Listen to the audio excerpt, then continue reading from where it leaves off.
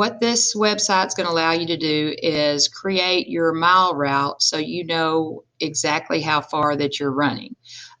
You can use this for any kind of route. It can be for biking, it can be for walking, it can be for running.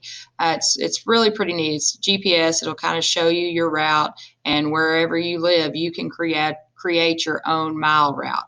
So go ahead and you'll have to sign up for an account, and then we can get started. There's going to be a menu bar up here that's going to have routes on it. When you go to routes, scroll down to create route. Let's go ahead and click on that, and it'll kind of bring you up another map. There's going to be a few things that you're going to want to do before you start mapping your run.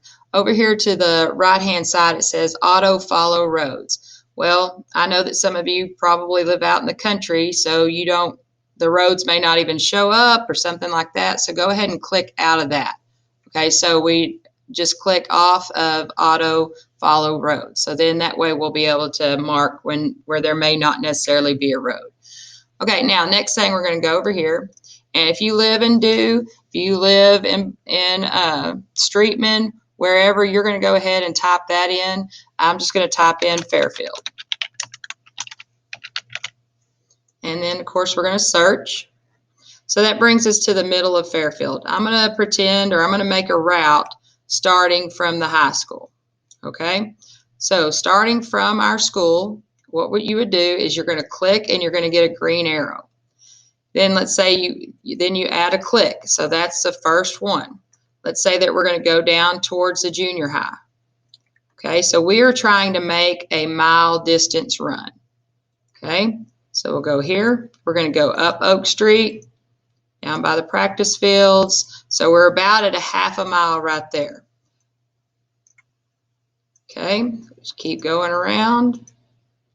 Okay, so that's going to be mapping my run, getting pretty close. So therefore, I can go right up here to the park, and that would give me a mile.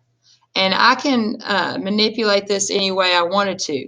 Maybe I undid 2 or 3 of them because I was getting close to a mile right there. So let's say that I come here and then I start cutting back towards school where the cross country or the park trail is. But I'm still going to end up going more than a mile. So I might need to change that a little bit more.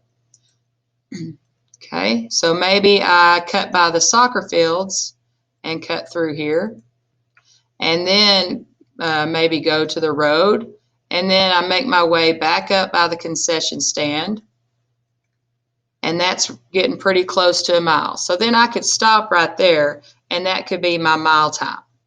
Okay, so that could be my mile loop that I would run. So I'm going to name that mile run. Okay, choose an activity. It's going to be a walk and run, so you can put walk on there. That's fine. And then I'm going to save that route. So then I know what route I'm going to use in that. I'll have it saved. That's the one I'm going to turn in and kind of say this is the route that I'm using.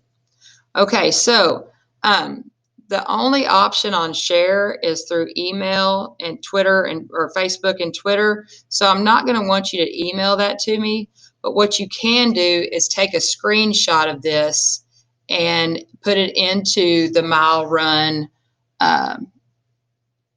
You're going to add that picture to your mile run when you once you do your map my run. And it doesn't have to be the same every time. You can map it differently, and you can put a date on it, whatever. But I do want you to use map my run, so then your